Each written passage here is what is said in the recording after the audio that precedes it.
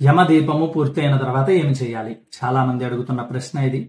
యమదీపము అనేది ఘనమైన తర్వాత ఈ పళ్ళెం ఏదైతే ఉందో అరిటాకు దాంట్లో పెట్టుకోమన్నాను. అరిటాకులో అయినా సరే, విస్తరాకులోనైనా సరే నువ్వులు వేసి దీపం పెడతారు కదా, నువ్వులైనా సరే, ఉప్పు అయినా సరే. చాలా మంది ప్రశ్న అడిగారు. శాస్త్ర ప్రమాణం నువ్వులు లేని వారు ఏం చేయాలి అంటే ఉప్పు మీద పెట్టమన్నారు. ఉప్పు కూడా దొరకకపోతే వరి పిండి కానీ గోధుమ పిండి మీద కానీ పెట్టమని చెప్పింది.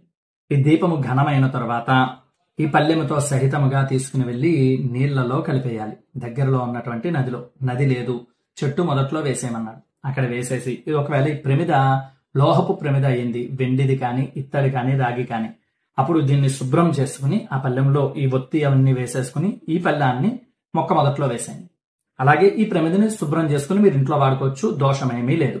ఇక ఏదైతే నైవేద్యం పెట్టారో ఆ నైవేద్యాన్ని కూడా వెయ్యాలా? చాలా మంది అడుగుతున్నారు. ఇక ప్రసాదము, ఈ దీపానికి నైవేద్యంగా పెట్టినటువంటి ప్రసాదం యముడు అనేటువంటి ఆయన యక్షుడు, దేవతలలో ఒకరు. కాబట్టి దాన్ని ప్రసాదంగా తీసుకోవచ్చు, దోషమేమీ లేదు. ఒకవేళ సందేహాస్పదంగా ఉంది, అప్పుడు దీనిని కూడా నీళ్లలో నిమజ్జన చేసేయచ్చు, లేదా మొక్క మొదట్లో పెట్టేయచ్చు. నేనైతే ప్రసాదంగానే తీసుకుంటాను. ఇది శాంతి కర్మలో ఒక భాగం మాత్రమే. ఈ వీడియోని అందరికీ షేర్ చేయండి. సర్వే జనా సుఖినో భవంతు.